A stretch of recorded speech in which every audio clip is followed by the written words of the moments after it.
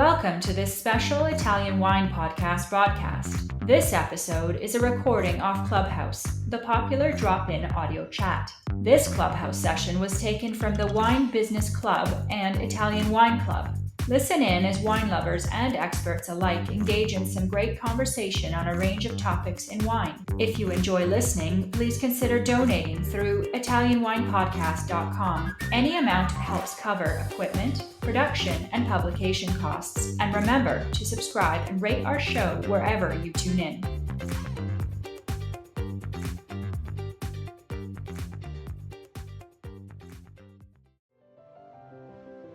Before the show, here's the shout out to our new sponsor, Ferrowine. Ferrowine has been the largest wine shop in Italy since 1920. They have generously supplied us with our new t-shirt. Would you like one? Just donate €50 and it's all yours. Plus, we'll throw in our new book, Jumbo Shrimp Guide to International Grape Varieties in Italy. For more info, go to ItalianWinePodcast.com and click donate, or check out Italian Wine Podcast on Instagram. Welcome. My name is Joy Livingston, standing in for Stevie Kim. And this is a show called Ambassadors Corner on the Italian Wine Club here on Clubhouse. I'm here with Laika, the Clubhouse organizer, and we do these sessions every Thursday at 8 p.m. Central European Time. She's going to let me know if I forget anything tonight. Am I possibly forgetting anything, or is there anything that you want to say before I get started? Yeah, I'd like to first butt in and say something about VIA. It's called Vinitaly International Academy. That's where me and Jodie, we studied together for understanding Italian wine grape varieties. It's like the gold standard of Italian wine education. So there's one upcoming this September 13 to 15.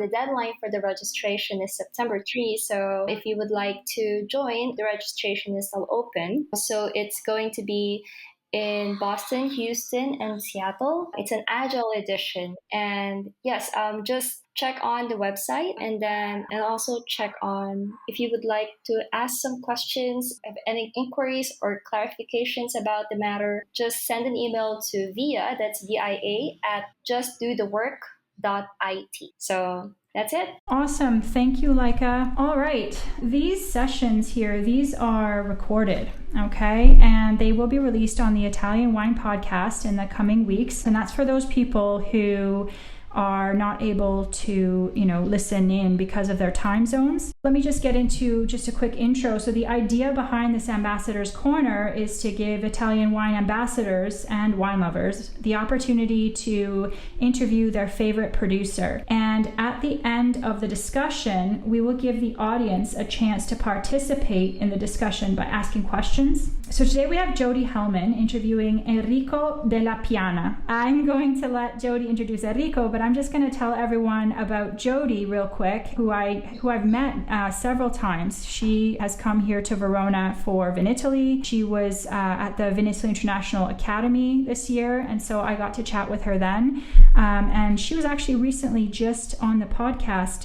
She was interviewed, so that was awesome. But she's an avid traveler, and she especially loves Italy and attending, all the trade shows all around the country. And she's currently she's a sales consultant for Johnson Brothers Distribution in Nevada. In the past, she was the Western Regional Manager for the sorting table. She worked as the Nevada State Manager. She was a sommelier, for Lohr Vineyards and Wines, and she's been a sommelier on the Las Vegas Strip for 10 years. So Jodie, are you there? I am here. Hello, Joy. Hey, so let's get going. I'm going to ask you a few questions just before you get started, and I totally give the floor to you, and I'll stop talking. So tell us why you selected Enrico Dellapiana as your favorite producer. Well, for me, Enrico just exudes joy and passion in everything he does, not just speaking about his family's wine, but he's also such a champion of the region of Barbaresco that I really wanted more people to know who he was and also know about his family winery. Awesome. And so what are the learning objectives that we should expect from this this chat, this session? Well, I think some of the things would be like the key differences between Barolo and Barbaresco, such as the topography and the soil, along with other types of wines that are produced there, because people tend to think of Piedmont and just think Nebbiolo right away. And Enrico always likes to say, like, when people ask him what's the difference between Barbaresco and Barolo, he likes to tell them why Barbaresco is better than Barolo instead of what the difference is. So I think it's really great to kind of hear his thoughts on, producing wine in Barbaresco. Okay, cool. His perspective. Let's see here. So last question. How did you discover the wines of Cantina Rizzi? I was part of the import team that launched the wines nationally in the United States. And then I got to visit the property. The first time I came to Verona, I took a little side trip in between Via and Vinitaly in 2017 and went to visit the property and Enrico and his family. All right. So, Jodie, it's such a pleasure to have you. It's a pleasure to have Enrico, who I don't think I've said hello to yet. Hi, Enrico. Hi, Joy. Nice to meet you. Lovely to meet you as well. Yeah, I don't think I've forgotten anything. Leica, if there's anything, go ahead. I'm going to leave the floor now to Jodie to do her thing. Oh, thank you. Hi, everybody. I'm really excited to have the opportunity to introduce Enrico Dellapiana. If you're not familiar with his wines, I hope you will, after this conversation, run to the store or find a place that you can purchase some of his wines for sure. And I just wanted to give Enrico a moment to tell you a little bit about himself and about the winery, and then we'll kind of jump in and ask him a couple of questions as well. So why don't you tell us a little bit about yourself and the history of the property, Enrico? Okay, ciao Jodie, it's a pleasure to speak with you. Naturally, we can do this with the technology, so it's perfect. So I'm very happy to meet many people in this case. So I just introduce myself a little bit. I'm Enrico Dellapiana, winemaker and owner of Rizzi Estate. I'm naturally in Piedmont, in the Barbaresco area, in the village of Treso. So it's my estate, Rizzi, is the name of our property, our farmhouse, and then it's more than 54 years that we produce wine and produce Barbaresco in the area. So Rizzi, all people normally speak me. Rizzi is the name of the estate, but many times in Italy the name of the estate is also the family name. So for many people, I'm Enrico Rizzi, even if my family name is Dellapiana.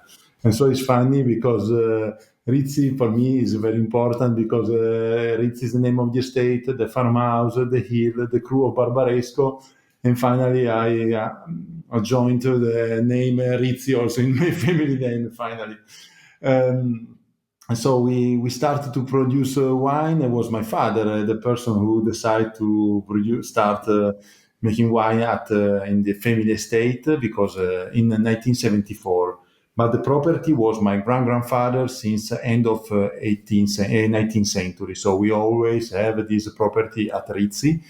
But it was my father in the 70s that he decided to change his life, sell a factory in Torino, and start to make wine. So it's something that is very particular and strange.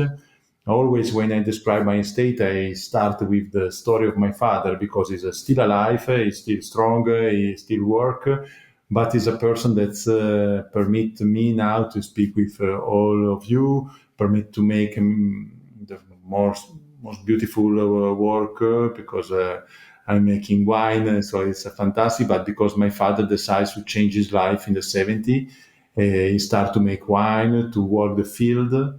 And if now in the 2020 if I say, for example, Enrico, what's people ask me, which is your job? And I say, I'm the winemaker. I have a winery. All people, oh, wow, where? Barbaresco. Oh, amazing. So in the 70s was not like this. So in the 70s, people say, oh, you go to go. To my father say, you know, farmer in Treviso. Why?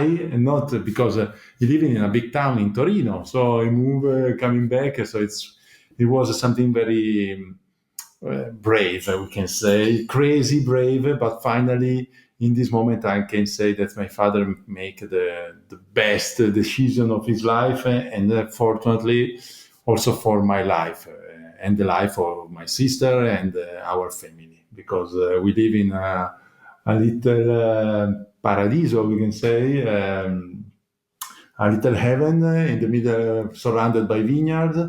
That is, and then my work, my job is also my passion. So for me, speak about wine is something that is incredible. I like, and then I like drink wine and different kind of wine because it's fantastic.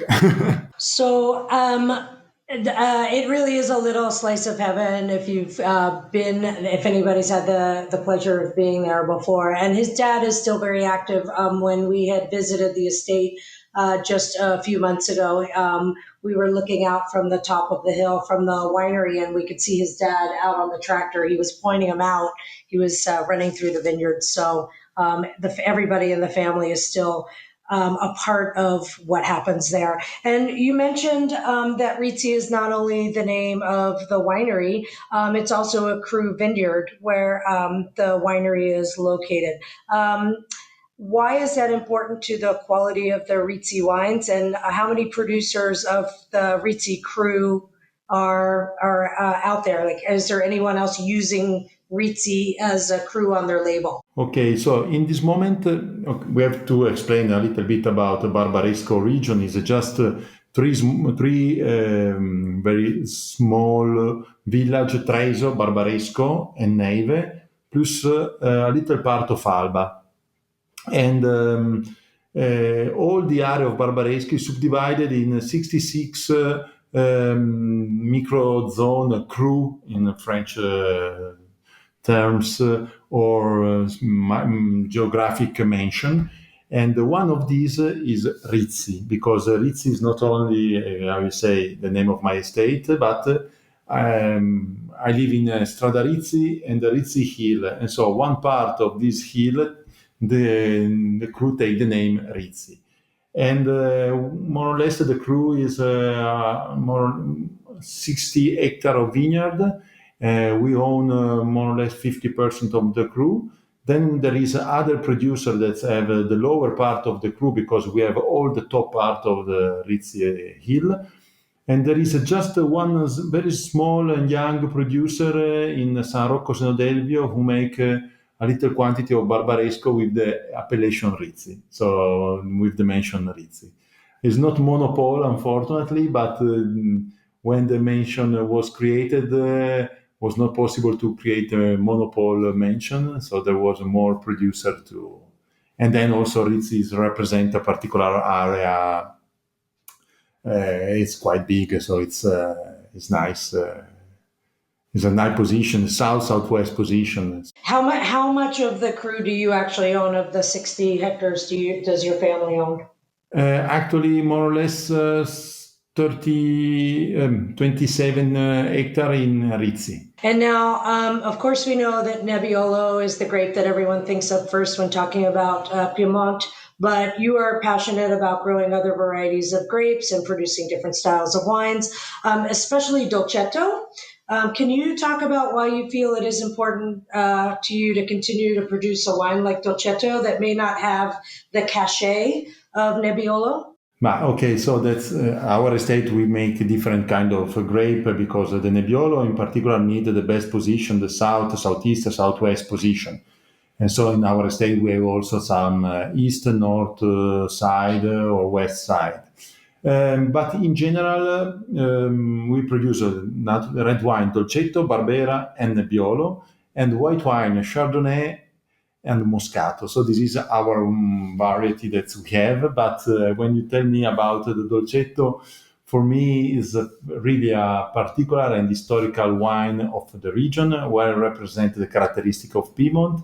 And in particular, I like this kind of wine because it represents Piedmont, so for the characteristic, and at the same time is really important for Treviso, because in the past, just until the 80s, the most important wine and variety of the region was the Dolcetto, so the wine more sold.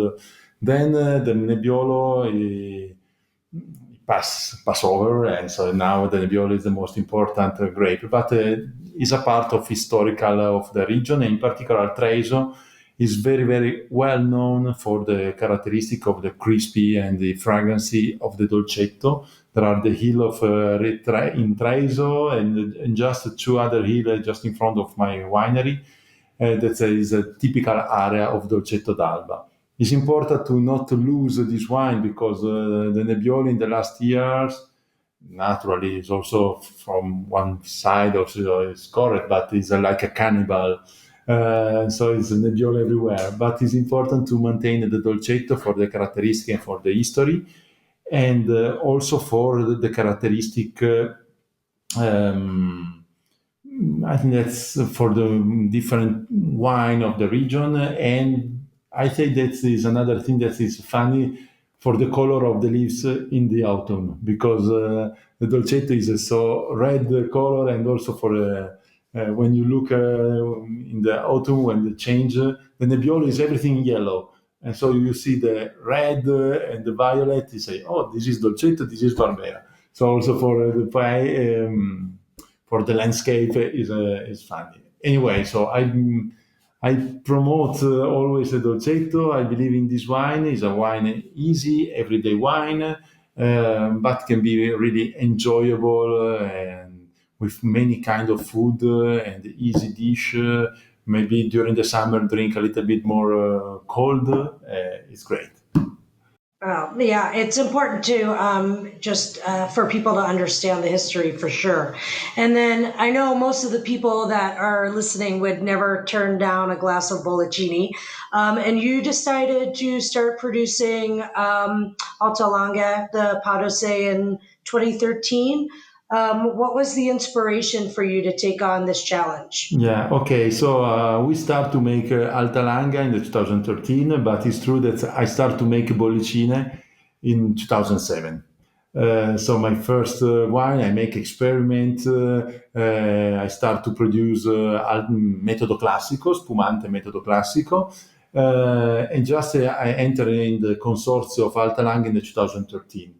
Probably in this moment, I'm the only one producer of Alta Langa in the Barbaresco area. For me, it was a challenge because I never made a Bollicine before. So for me, it was important from 2007 until 2013 and until now. This experiment, so to study, to learn about Bollicine, and so starting from 2013, I have more experience. Alta Langa is why we decided to start with the Bollicine, because it's funny, but my father is sometimes he's a little crazy, but he has many ideas. And so in the 2005, 4, 5, say, Enrico, you have to start to make Bollicine, because the Bollicine is the future. You say, no, Papa, no. No, you have to do. And then it's funny because my father is a man that don't go to take aperitivo or drink a lot of wine in the restaurant, but it's like this. You see something over, so it's incredible. And you say, no, finally, okay, I decide to start to make a wine, and finally now in this moment, the Alta Langa is one of the most sold wine in the region. It starts to be very, very popular in Italy in general. It's very trendy, and in the future, I suppose also there will be opportunity also for export, and maybe little by little also in the other state. In this moment, is a young appellation Alta Langa, but is just in Italy is working well, and I think that the next step will be more and more wine outside Italy, and sure also in the United States or whenever. And how much did you produce in 2013, and how much do you produce now? In the 2013, probably 3,000 bottle, and now last year I bottled 13,000, and this year probably I will arrive at 15,000 bottles. So this is my all the vineyard that I have. I can arrive at produce more or less 15,000 bottles. So it's not a huge volume, but little by little. Well, I've had the wine before, and it's absolutely fantastic. Definitely a fan of the bubbles for sure. And then, as far as the Barbaresco area, from a geological point of view, on your website it states that it's not that fundamentally different from Barolo. In simple terms, it's divided into two parts according to the soil types. Can you talk a little bit about the two parts and where they differ in the type of wines that they typically produce? Okay, so that is interesting. So when we speak about geology, I just arriving from a master class of geology. Unfortunately, I left before, so I have not all the information, the new information. But anyway, it's interesting to see. It's not easy and not short. I try to make easier possible to make understand all people the geology of Barbaresco. So in Barbaresco, we have, in general, we can consider two kinds of soil.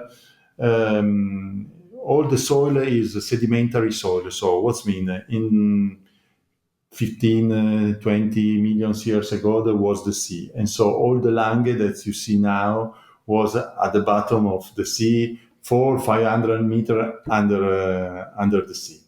Then there was a movement of Africa and different plaque, and this permitted to push up the land and the sea go in direction Mar Adriatico actually situation. And the land is quite young, so the soil that are in the Barbaresco area is the sedimentary soil of the bottom of the sea. The sedimentary soil created between 8 and 12 and 8 million years ago.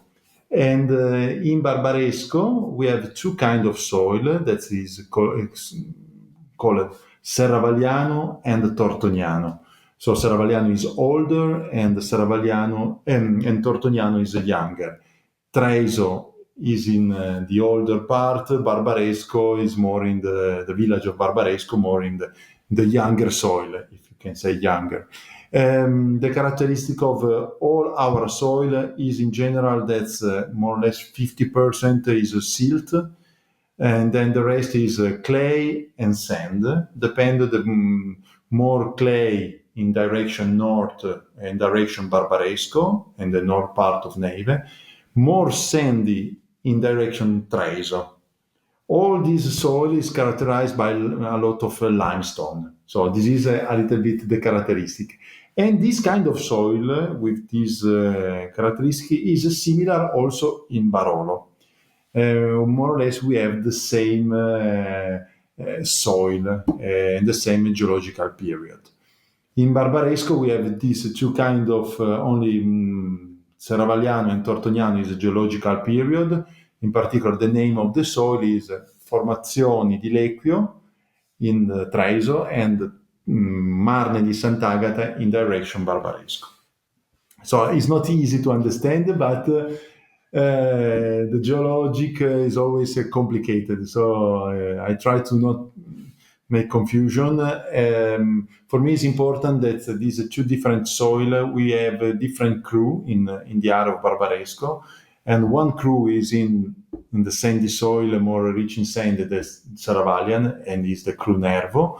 And the crew Paiore is more in direction Barbaresco, has the characteristic of a little bit more clay. So it's particular. And then this characteristic of the soil is also characteristic that we find in the wine. Well, yeah, then you brought me to one of my other questions was going to be about the fact that you do produce two other cru wines, one from Nerville and the one from Payore that you just spoke about. So because of the soil, the exposure and the elevation, how do those two wines differ in their flavor profiles? And are there a lot of other wineries producing a cru bottling from those two sites? Okay, so to memorize the characteristic of the wine is easy for the name. So Nervo, you have to remember that is older soil, higher in altitude, more sand, is more tension, more vertical. And then Nervo, you have to remember that Nervo is mean nerve. So it's more nervous wine. So the tension very straight and not so rich and powerful, but is the characteristic for me of the elegance of Barbaresco and in particular the elegance of Treviso. And the other one is Payore, is just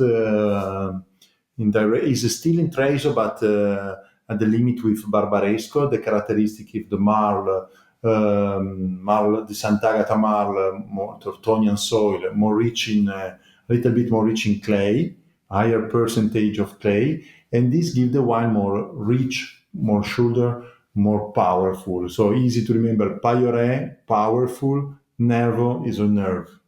So this is quite funny. Fortunately, I have two different crew with the name that's well represented characteristic, nerve, powerful. So it's funny.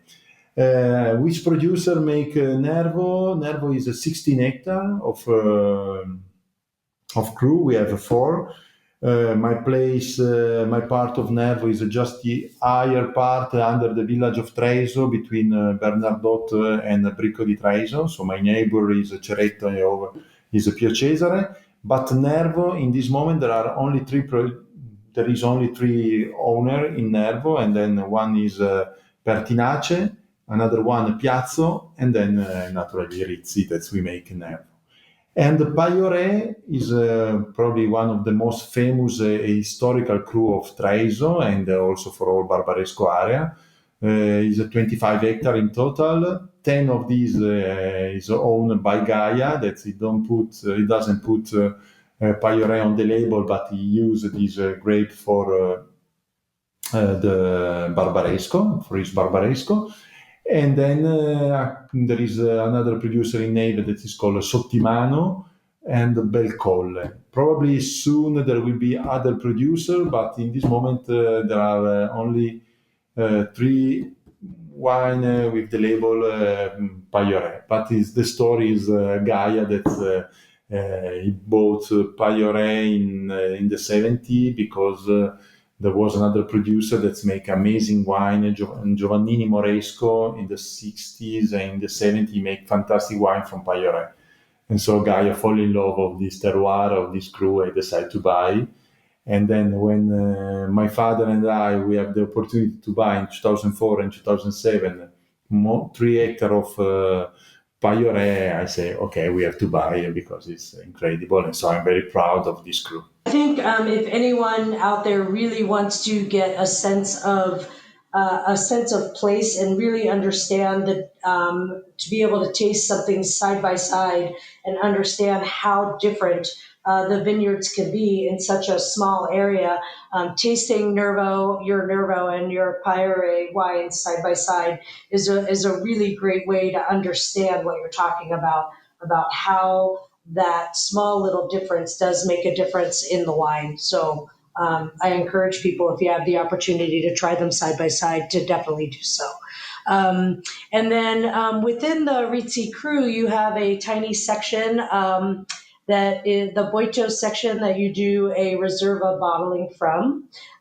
What's different about that part of the vineyard that makes the wine special, and what's the size of it, and how much wine do you produce from this part of the Rizzi crew? So the Rizzi is my crew, Rizzi. So finally we have this is a particular for geological speaking because the lower part of Rizzi is more sandy, is more older, and just the top part of the hill, that is the Vigna Boito, is rich in clay. It's a geological younger, is a Tortonian, and then it's a particular. So in this part, the top part of Rizzi Cru is the part where we make our Riserva, so age longer the Barbaresco, and it's the Riserva. The Boito is come from old vineyard planted in 71.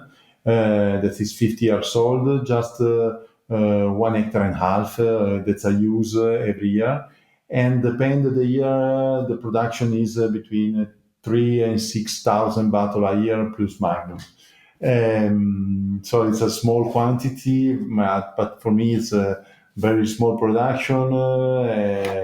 I just make the selection also inside the old vineyard, the old vine, the oldest vine. So it's really our special selection. And as you know, for me it's funny because every year I paint one label. So you can. That's my passion for art and for watercolor.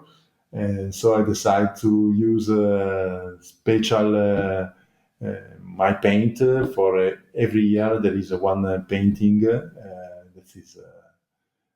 For me, it's interesting to. Yeah, well, you brought me to my next question once again, because I was going to ask you, because you do have so many other passions outside of wine, and you've integrated them into the story of Rizzi, like the watercolors, and that you produce a new label for Boito every year. How did you discover painting? But I always paint since the big, so always been. So probably I have two grandfather painter. My mother, this is a teacher of art. Probably I have something in the DNA that permit me to. I have no study of art, not at all. But I paint, and then something happened, and that is people like. So it's funny sketch. So that I like. For me, it's quite easy. So people say, "How can you do this?" And I don't know. I follow the line, and then I design. I use watercolor because I like this technique, and then I can paint directly on the label. For example, there is is interesting for. The label of the Magnum, each single label is hand painted. So each single label is like a painting. So it's something that is I really like, and so I'm very jealous of the bottle. Sometimes, oh no, this label is so nice. I don't want to sell.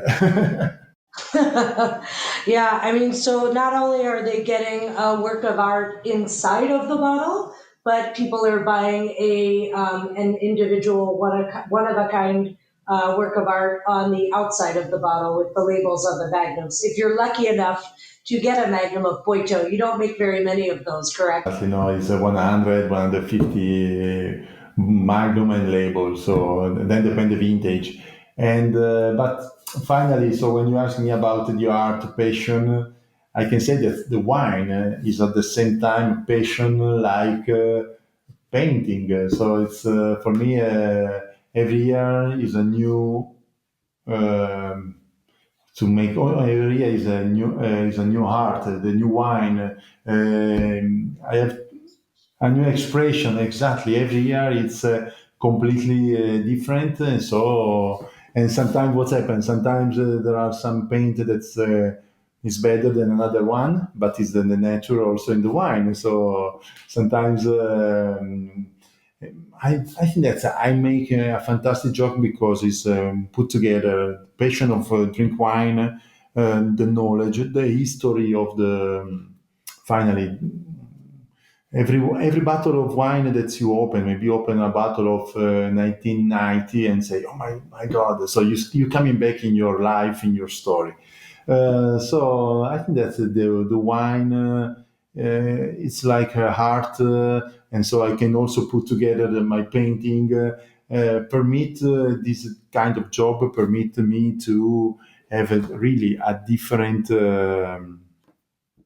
opportunity to develop my idea, my heart, and my passion. So it's fantastic.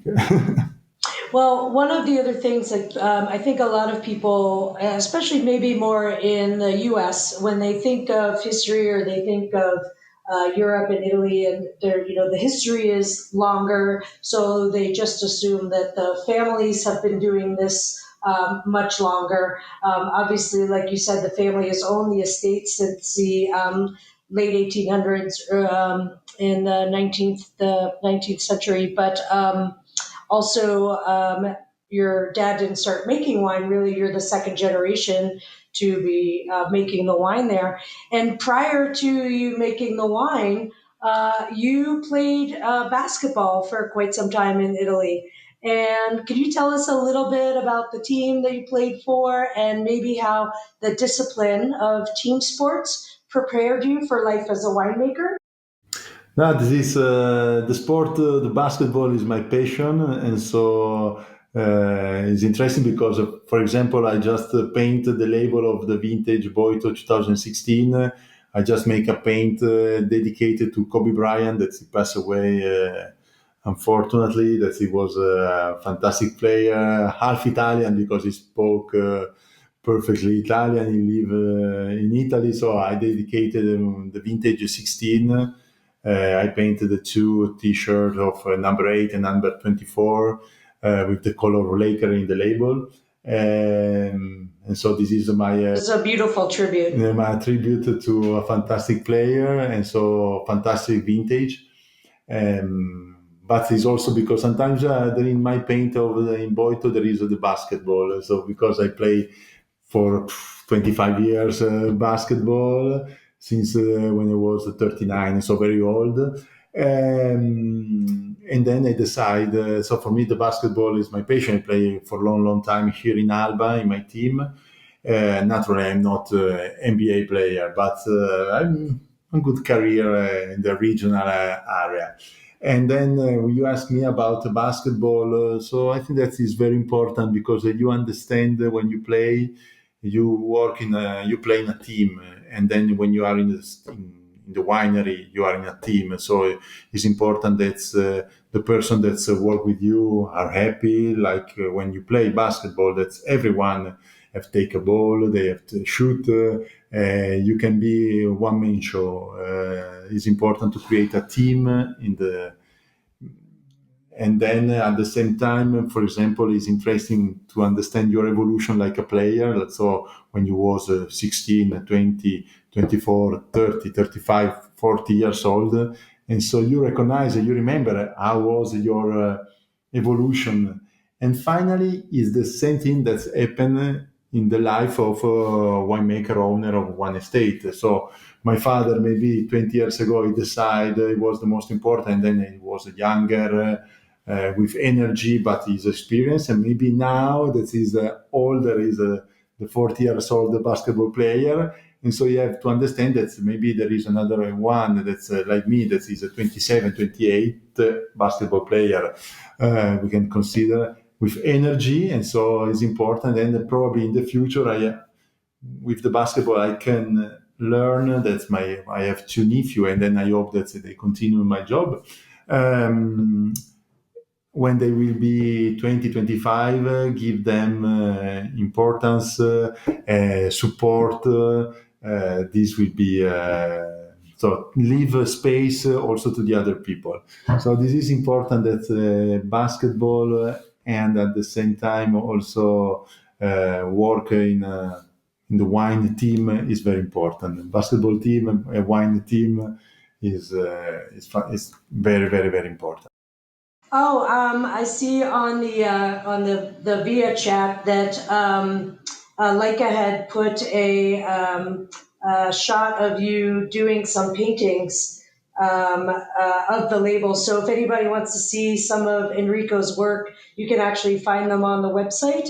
I also have, if you're friends with me on Facebook or Instagram, I've got some old ones and some videos actually. The first time I had the pleasure of bringing Enrico to Las Vegas. He had never been before. And we took some videos of him painting labels for some of the team members for the distributor that we worked with. And I had found out at that time that that was the first time you had taken the watercolors from your home, and they belong to your mother.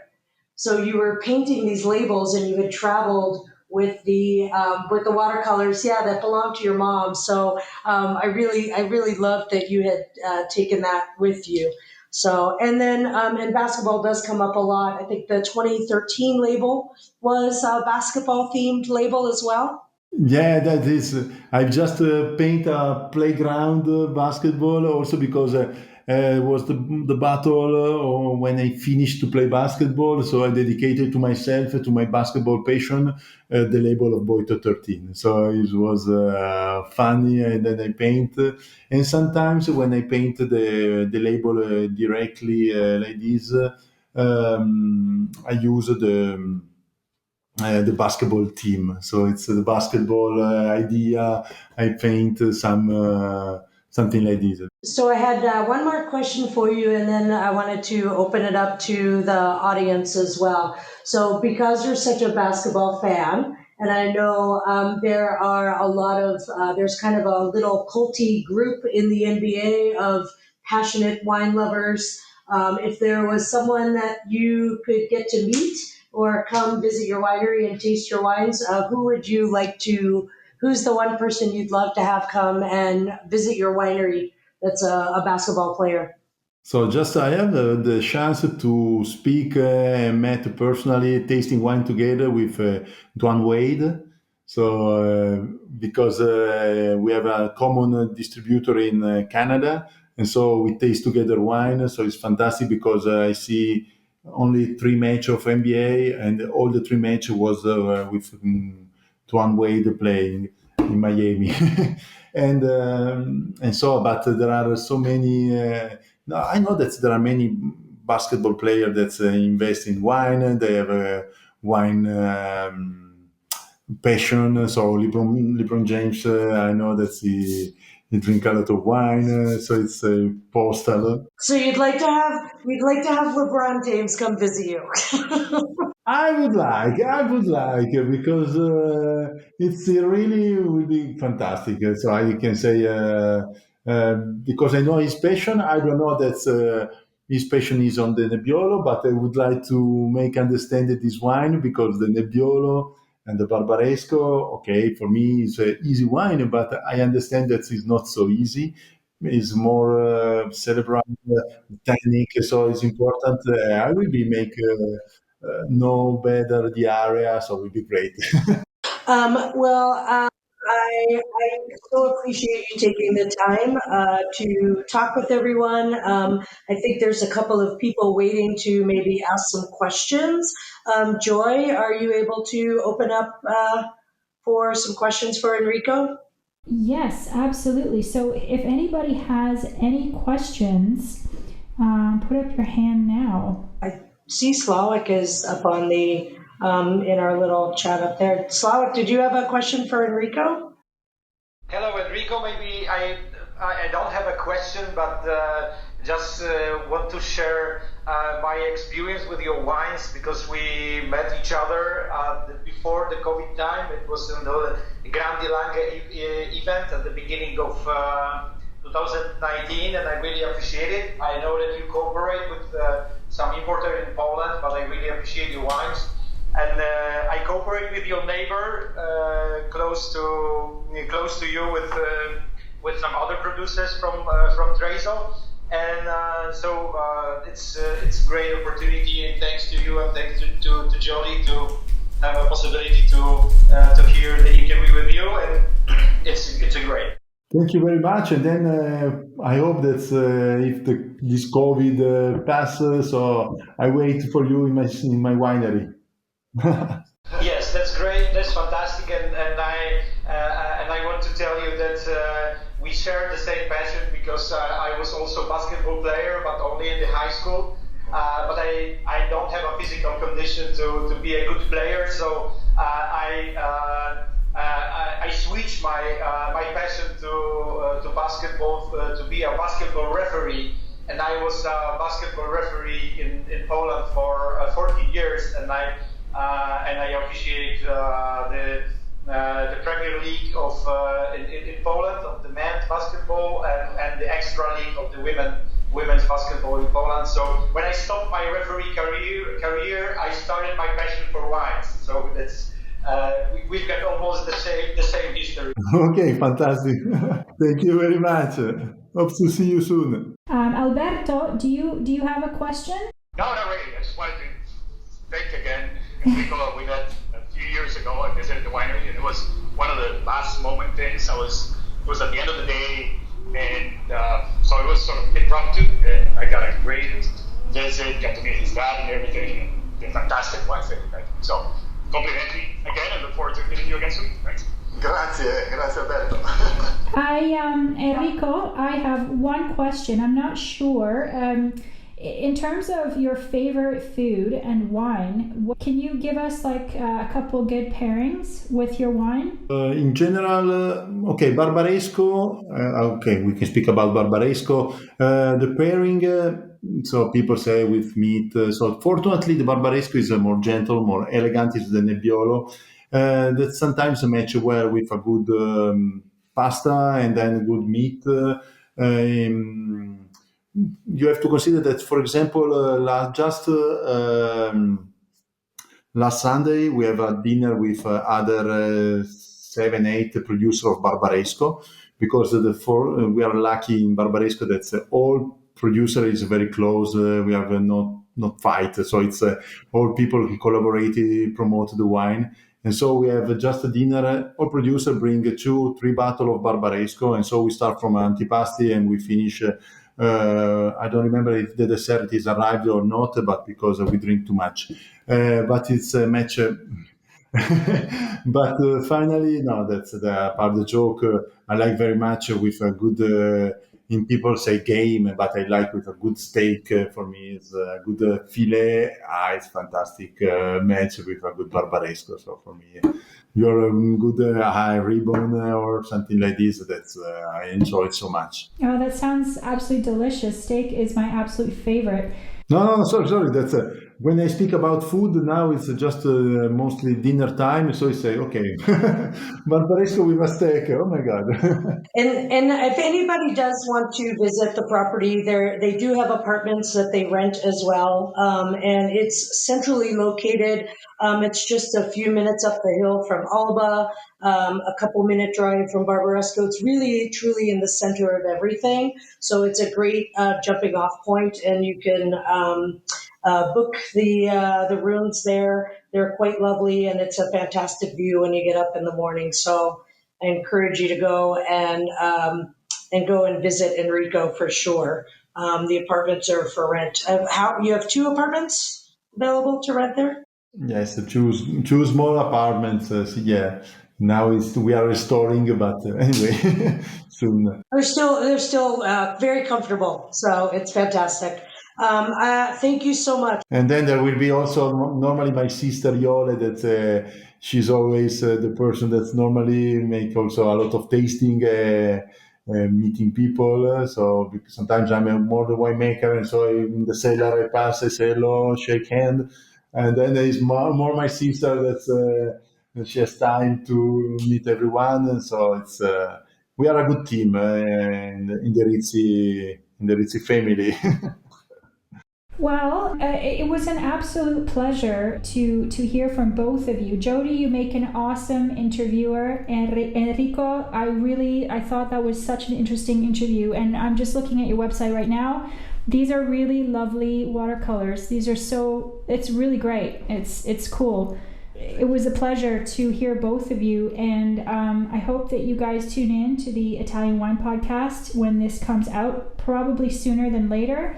I'm going to probably pass it over to Laika now, because she's going to tell us about the lineup for the next interviews in the next couple weeks. Laika? Hi, everyone. So for next week, we have Cynthia Chaplin. She's going to interview Ilaria Takis. She's the daughter of Giacomo Takis. And the other September 9 is going to be Hugh Priest interviewing Ariana Occhipinti. Then on September 16, we have Alberto, who's actually here on the stage. Alberto Martinez Intariano will interview Christophe Quenzli from Le Piane. So that's it for now. There's actually some more, but yeah, we'll keep you posted every Thursday. So thank you so much, guys, for being here and participating in this Clubhouse. So yeah, back to you, Joy.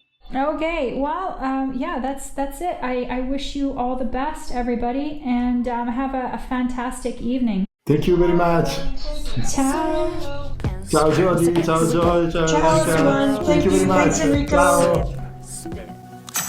Listen to the Italian Wine Podcast wherever you get your podcasts. We're on SoundCloud, Apple Podcasts, Spotify, Himalaya FM, and more. Don't forget to subscribe and rate the show. If you enjoy listening, please consider donating through ItalianWinePodcast.com. Any amount helps cover equipment, production, and publication costs. Until next time, cin cin.